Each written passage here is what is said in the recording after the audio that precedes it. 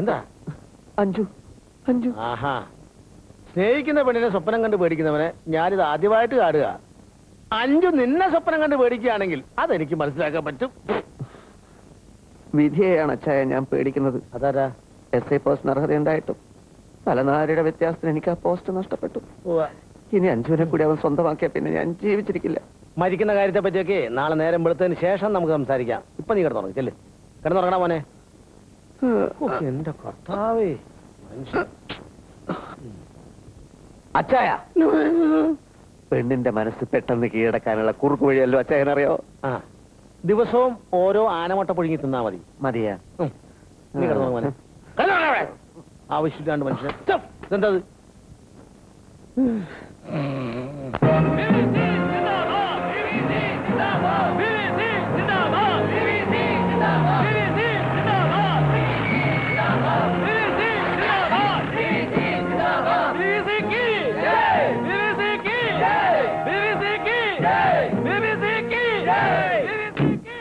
Sir XMP PVC വരുന്നുണ്ട്.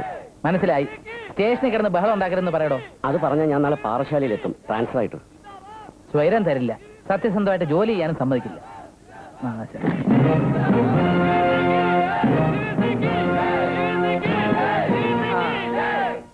സാറെന്താ ഇങ്ങോട്ട്? ഞാനൊന്ന് ഫോൺ കറക്കിയാൽ SI എന്റെ വീട്ടിലേക്ക് വരുമെന്ന് എനിക്കറിയാം. പക്ഷെ ഞാൻ അങ്ങനെ ചെയ്യില്ല. ജനാധിപത്യം എന്ന് പറഞ്ഞാൽ തന്നെ തുല്യമായ പരസ്പര ബഹുമാനം കൊടുക്കലാണല്ലോ. ബഹുമാനം കൊടുക്ക വാങ്ങ കൊടുക്ക വാങ്ങ അതൊക്കെ പോട്ടെ. എനിക്ക് രഹസ്യമായിട്ട് ഒരു കാര്യം SI ആയിട്ട് ചർച്ച ചെയ്യാനുണ്ട്. തിരക്കിലാണോ? അല്ല തിരക്കിലാണെങ്കിൽ വേണ്ട, ഞാൻ പോയിട്ട് വന്നോളാം. ഇപ്പൊ തിരക്കിലാണോ? അല്ല തിരക്കിലല്ല. ഞാൻ പറഞ്ഞിട്ടില്ലേ SI മഹാമനസ്കനാണെന്ന്? അദ്ദേഹത്തിന്റെ എല്ലാ തിരക്കുകളും മാറ്റിവെച്ച് എന്നെ സ്വീകരിച്ച് നിങ്ങൾ കണ്ടില്ലേ? നിർത്ത്. ഇത് പോലീസ് സ്റ്റേഷനാണെന്ന് നിങ്ങൾക്ക് അറിഞ്ഞൂടെ? ഒച്ചയും ബഹളം ഇവിടെ പാടില്ല. എല്ലാവരും ഇവിടെ നിന്നാ മതി. പുറത്ത് വെയിറ്റ് ചെയ്താൽ മതി. SI അകത്തേക്ക് വരണില്ലേ? വരാം സർ.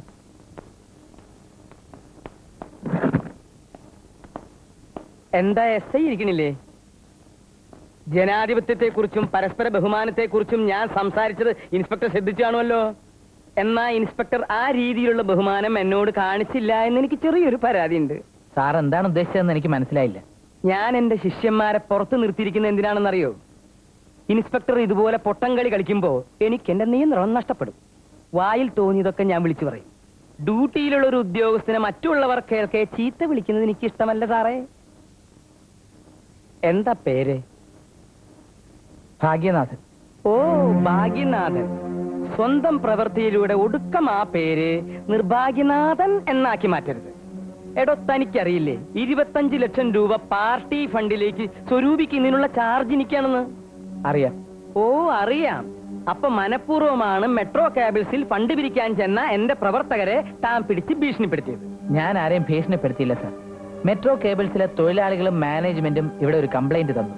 സാറിന്റെ പ്രവർത്തകർ സംഭാവന കൊടുക്കാത്തവരിൽ ചിലരെ തല്ലിയെന്നും ചിലരെ ഭീഷണിപ്പെടുത്തിയെന്നും ഒക്കെ. അത് ശരിയായിരിക്കാം. സ്വന്തം ഇഷ്ടപ്രകാരം ഇക്കാലത്ത് ആരെങ്കിലും സംഭാവന കൊടുക്കൂടൂ?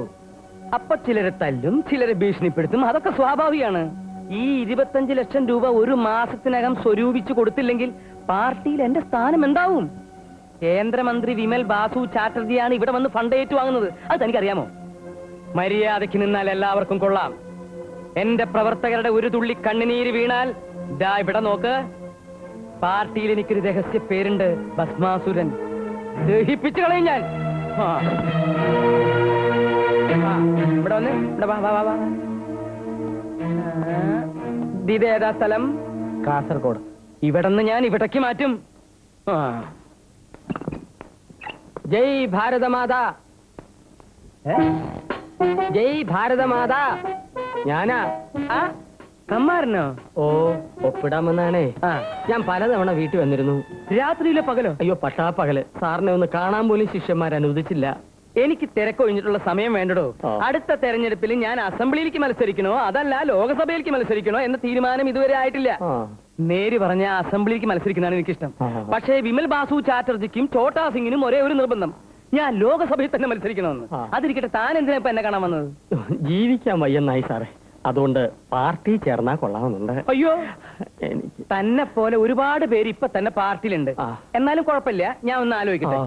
ഡോ, ഓ തന്റെ അച്ഛൻ ചിരട്ട ഗോവിന്ദൻ എന്റെ പുരയിടത്തിലെ തേങ്ങാവെട്ടുകാരനായിരുന്നു. പാർട്ടി മെമ്പർ ആകുന്നവരെ തനിക്ക് ആ അച്ഛന്റെ തൊഴിൽ ചെയ്ത് ജീവിച്ചൂടെ കാണാരാ? ശരീരമൊക്കെ ചീർത്തു പോയി സാറേ. ഇനിയിപ്പോ തെങ്ങേ കയറാൻ പാടാണ്. തീറ്റ കുറയ്ക്കണം, എന്നിട്ട് കയറണം. അങ്ങോട്ട് കേറിയാ മതിയോ? തിരിച്ചിറക്കാൻ സാറ് വരുമോ? എന്നാ താൻ ഒരു കാര്യം ഓ. ചെയ്യും, തന്റെ കൂട്ടുകാരെയൊക്കെ ഒന്ന് വിളിച്ചു കൂട്ടി 25 ലക്ഷം പാർട്ടി ഫണ്ടിലേക്ക് ഒന്ന് ഉത്സാഹിക്കും. എന്നിട്ട് നോക്കാം, അതുവരെ ഒപ്പിടും. ഇതാണ് തലവര. വകുപ്പ് 2-1. എനിക്ക് ലോക്കപ്പും ഇയാൾക്ക് ലോകസഭയും. അയ്യോ, ഇതാണ് വർക്കിംഗ് മാപ്പ് അഥവാ ചാർട്ട്. നമ്മൾ ആഗ്രഹിച്ച സുദിനം സമാഗതമായിരിക്കുന്നു. വന്നണഞ്ഞൂന്ന് കിഴങ്ങ്. ഇതാണ് സഹകരണ ബാങ്ക്. ഈ ബ്രാഞ്ചിലേക്ക് ആവശ്യമായ പണം ഹെഡ് ഓഫീസിൽ നിന്നും വിത്ഡ്രോ ചെയ്യാൻ 2 പേർ പോകും. പറയുന്ന മുഴുവൻ കേട്ടേച്ച് പോടോ. ക്ലർക്കും അറ്റൻഡറുമാണ് പോകുന്നതെങ്കിൽ 3 ലക്ഷവും, ഒരു ഓഫീസറും അറ്റൻഡറും ആണെങ്കിൽ 5 ലക്ഷം വരെ ഹെഡ് ഓഫീസിൽ നിന്നും വിത്ഡ്രോ ചെയ്യാമെന്നാണ് ബാങ്ക് നിയമം. നീ പിന്തുടരുമ്പോൾ ഒരു കാര്യം പ്രത്യേകം ശ്രദ്ധിക്കണം. ഓരോ ചുവടും കരുതലോടുകൂടി വേണം വെക്കാൻ.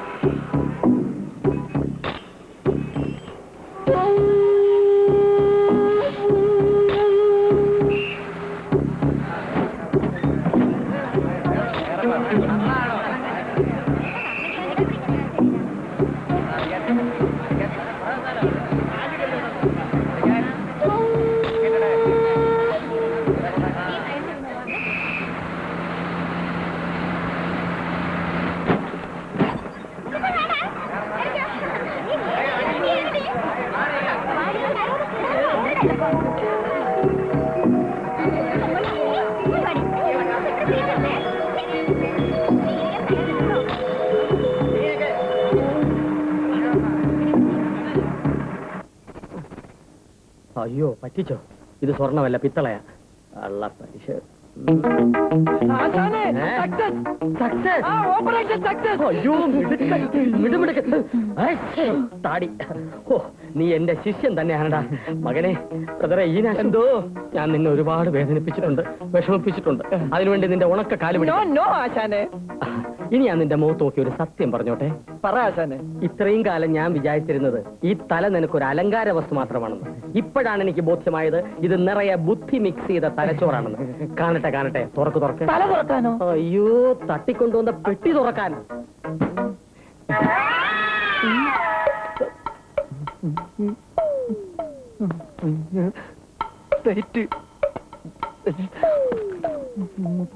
പുസ്തകമാണ്, പെൻസില്, ചോക്ലേറ്റ്, ഉപ്പുമായി ഉന്നം പിഴച്ചു പോയാ സാറ്.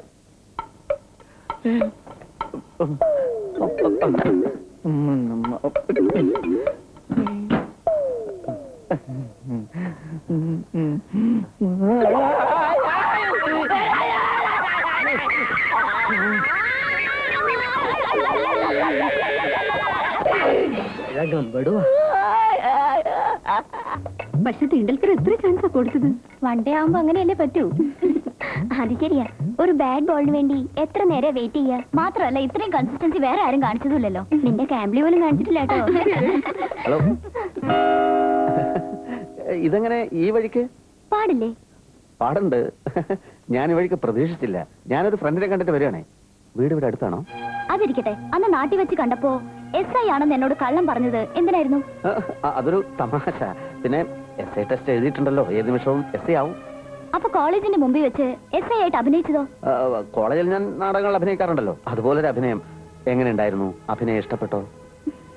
നമുക്ക് പോവാം. എനിക്ക് അഞ്ജുവിനോട് തനിച്ചൊന്ന് സംസാരിക്കണം എന്നുണ്ടായിരുന്നു. പോലീസുകാരന് ആളൊരു തെറ്റിക്കളിക്കാനാണെന്ന് തോന്നുന്നു.